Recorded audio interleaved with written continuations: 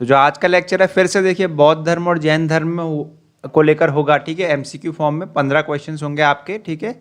इससे पिछले लेक्चर भी जो है बौद्ध धर्म और जैन धर्म पर रहा, ठीक है। हिस्ट्री की लेक्चर सीरीज चल रही है ये, ठीक है। तो 600 से लेकर 400 बीसी के ईसा पूर्व जो है बौद्ध धर्म और जैन धर्म को बनते हुए देखते हैं। इसका पार्ट 2 जो है आज हम करेंगे, ठीक है। 15 क्वेश्चन जो है इस पर होंगे, ठीक है, ताकि आपके हर टॉपिक पे आपके 20 से 30 क्वेश्चन जो है आपके पेपर होने तक आप कर लें, ठीक है।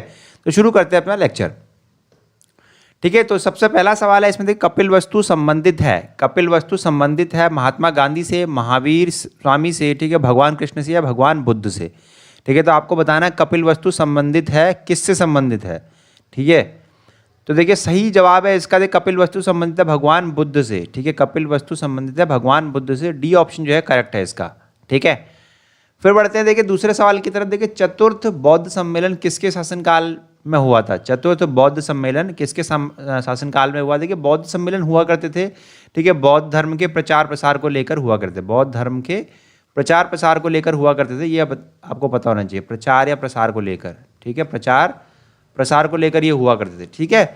देखिए 4 बौद्ध सम्मेलन हुए, उसमें चौथा जो बौद्ध सम्मेलन है किसके शासनकाल में हुआ था, आपको बताना अशोक के, चंद्रगुप्त के, सी कनिष्क के या डी चंद्रगुप्त विक्रमादित्य के, ठीक है।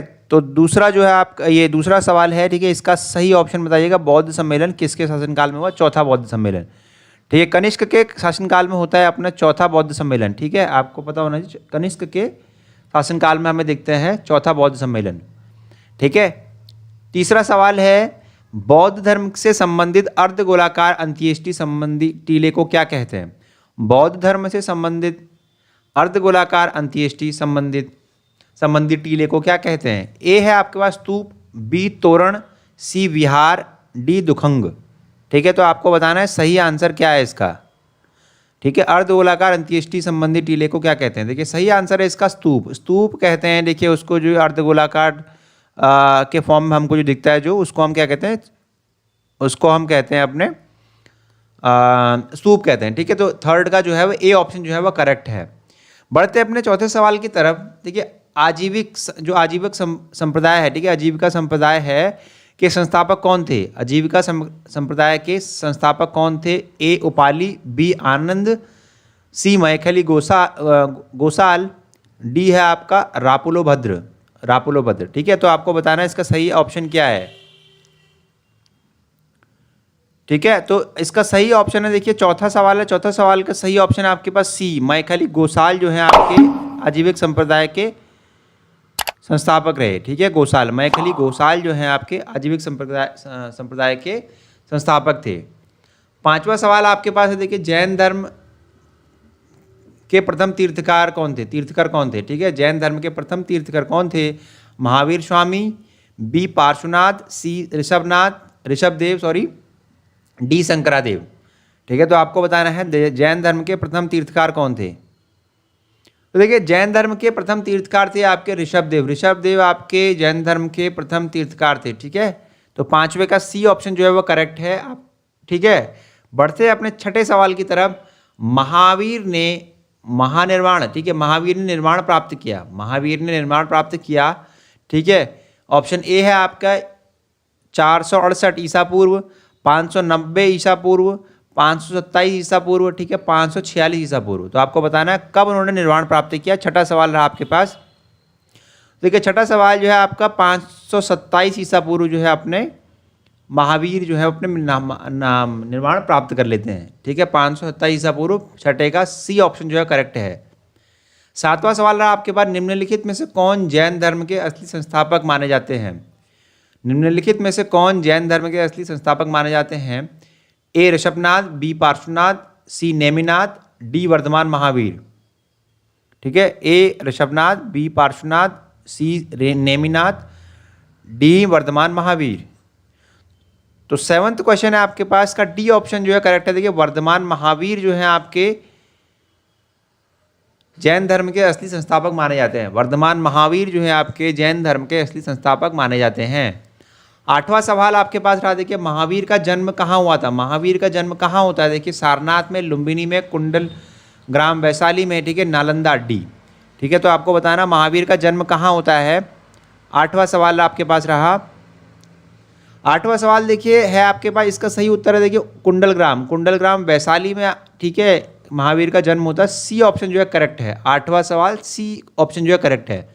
9वां सवाल देखिएगा, जैनवाद में पूर्ण ज्ञान को निम्न रूप में उल्लेखित किया गया है।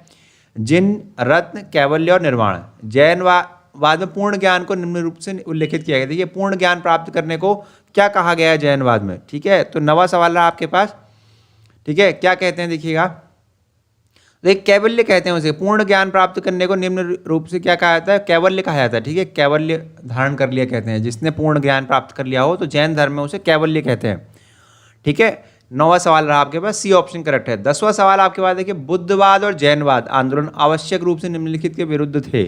बुद्धवाद और जैनवाद, ठीक है, बुद्धवाद और जैनवाद, एक सेकंड दीजिएगा, इसकी नंबरिंग करेक्ट कर लिया हम, 10th 11th, ठीक है। बुद्धवाद और जैनवाद आंदोलन आवश्यक रूप से निम्नलिखित के विरुद्ध थे।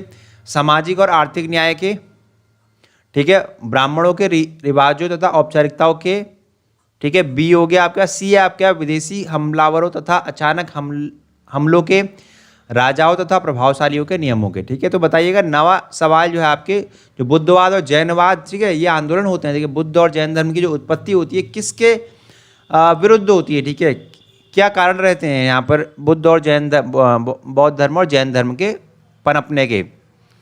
तो 9वां सवाल है आपके पास देखिएगा, 9th का करेक्ट आंसर बताइएगा। तो देखिए 9th का जो करेक्ट यहाँ पर ऑप्शन है वो है ब्राह्मणों के रिवाजों तथा औपचारिकताओं के, ठीक है।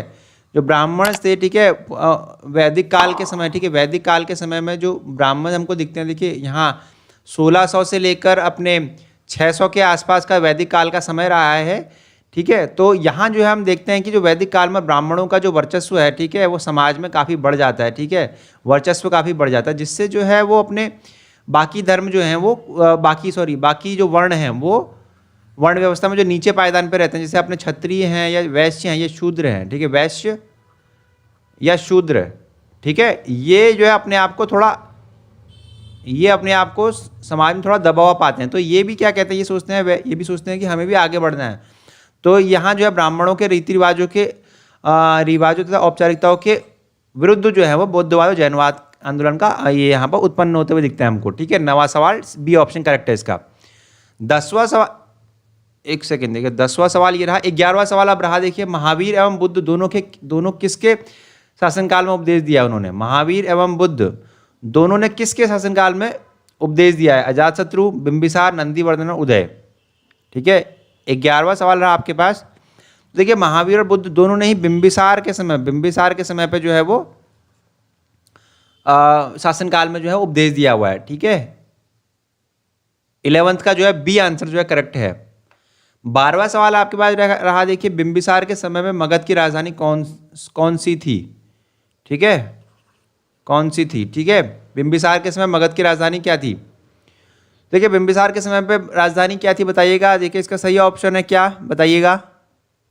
देखिए राजगृह जो है वो बिंबिसार के समय राजधानी रहती है, सबसे पहली जो राजधानी रहती है राजगृह रहती है। उसके बाद जो है वो अपनी उदयीन के समय, उदयीन जो है अपने उदयीन के समय जो है वो पाटलिपुत्र बदल जाती है। पाटलिपुत्र जो है वो उदयीन के समय जो है बदल जाती है, ये आपको ध्यान रखना है। उदयीन ही क्या करते हैं, पाटलिपुत्र शिफ्ट कर देते हैं अपनी राजधानी को राजगृह से, याद रखना है आपने। तो 12th का जो है ऑप्शन नंबर ए जो है करेक्ट है।